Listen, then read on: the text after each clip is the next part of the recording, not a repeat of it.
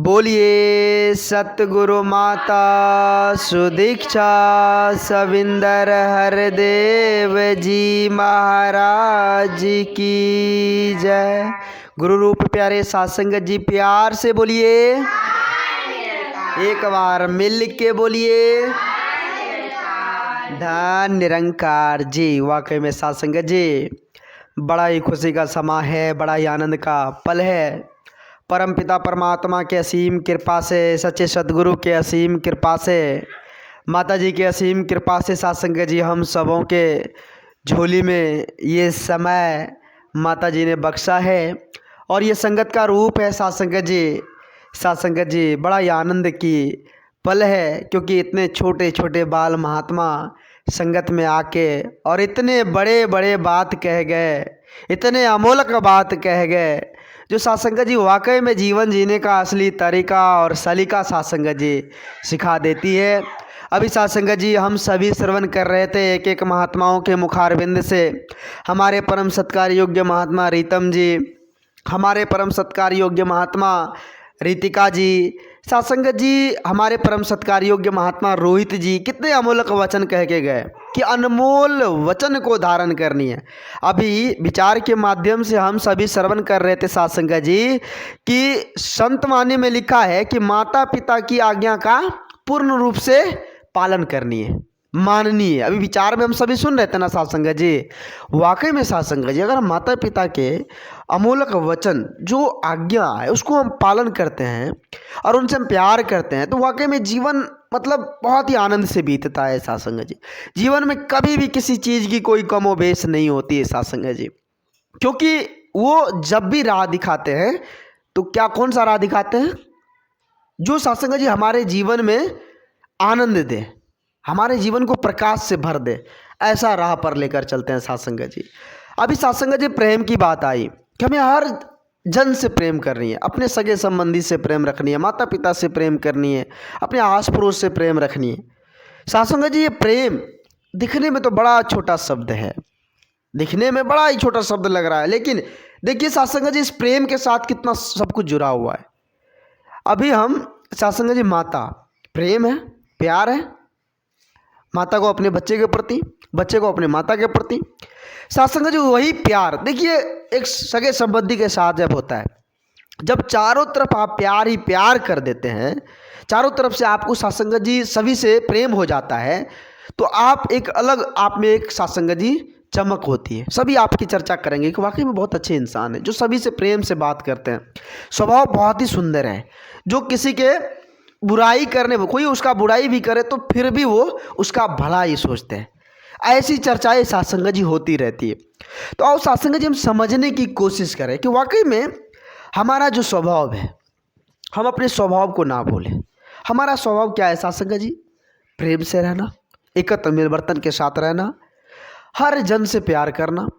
संत महापुरुष तो यही समझाते हैं ना सासंगत जी कि हमें सभी से प्यार, हम अपने स्वभाव को नहीं खोनी है। दास कई बार सासंगत जी विचार के माध्यम से यह कहानी बोल भी चुका है कि एक महात्मा जी जो थे सासंगत जी, जो नदी के किनारे से गुजर रहे थे और देखे कि बिच्छू सासंगत जी डूब रहा था, तो बिच्छू को बचाने का काफ़ी प्रयास किया, तो बिच्छू सासंगत जी बार बार उस महात्मा को डंक मार देते थे, लेकिन महात्मा फिर भी उसको बचाने की हर संभव कोशिश कर रहे थे। तो कहने का भाव है सासंगत जी कि बिच्छू जो था उसका स्वभाव क्या था? डंक मारना।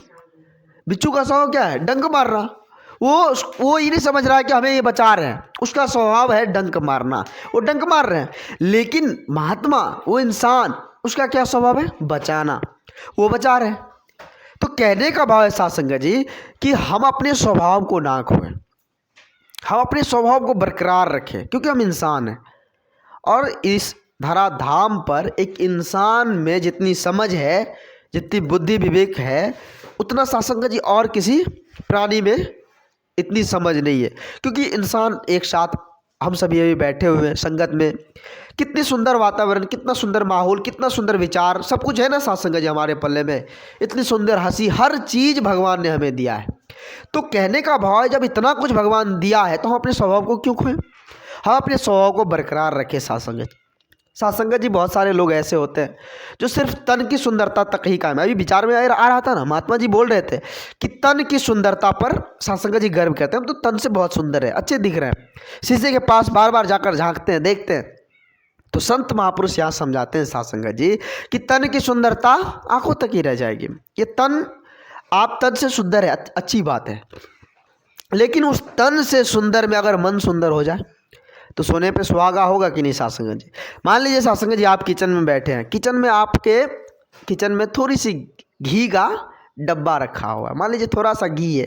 कोई महापुरुष आए बहुत ही अच्छे ढंग से 1 किलो घी बनाकर, महाराज आप ये घी आप रख लीजिए, तो आपको खुशी होगी कि नहीं। किचन में थोड़ा ही घी था, महापुरुष 1 किलो घी लेकर आ गए, और ज़्यादा खुशी होगी ना सासंगत। कहने का भाव है कि सासंगत जी हमारा तन सुंदर है, हम दिखने में बड़े गोरे चिट्टे हैं, अच्छी बात है।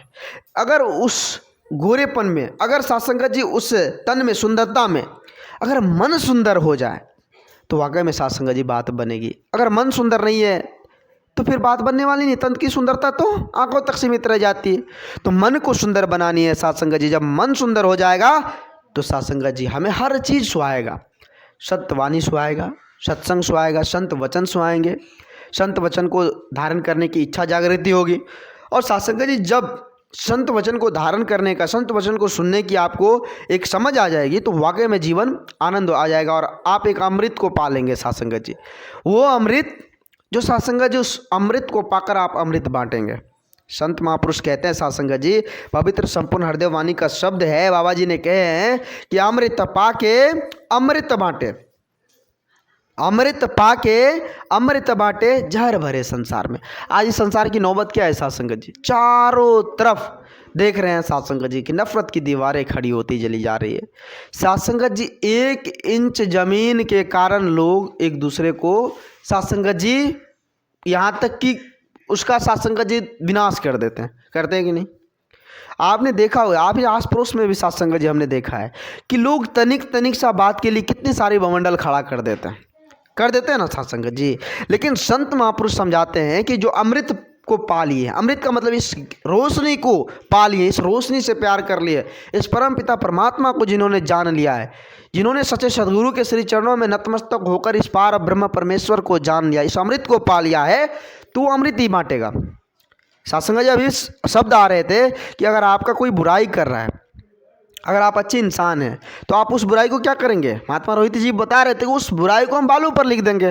बालू पर लिखने का क्या मतलब हुआ, बालू पर लिखने का मतलब हुआ है, मान लीजिए सासंगत जी वो चंद पलों में मिट जाएगी, खत्म हो जाएगी, तुरंत लिखे। उधर से सासंगत जी नदी की धार बह रही है या समुद्र की तेज लहरें आई, तुरंत जो है बालू के रेत को ख़त्म कर दिया, है ना सासंगत जी। अगर बालू के रेत पर आप कुछ लिखते हैं तो कितने देर रहेंगे, बहुत से बहुत 2 मिनट, 4 मिनट, 5 मिनट, फिर मिट जाएंगे सासंगत जी। ऐसा होता है ना।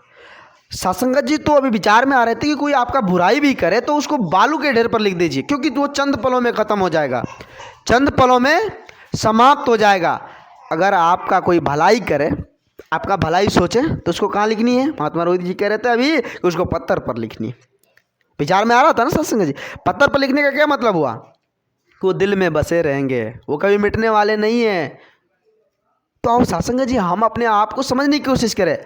बुराई करने वाले आपका करेंगे, देखे होंगे सासंगत जी, जब फल का सीजन आता है, अपने बगीचे में जब आम का पेड़ लगते हैं और फल लगते हैं, तो जब सासंगत जी जो आम बहुत ही ज़्यादा पक जाते हैं, देखने में बहुत ही ज़्यादा अट्रैक्टेड हो जाते हैं, अच्छे लगते हैं, तो सबसे ज़्यादा बच्चे लोग पत्थर उसी पर मारते हैं ना, नहीं मारते हैं कि सबसे पहले उस आम को हम तोड़ेंगे जो दिखने में अच्छा है, लाल दिख रहा है।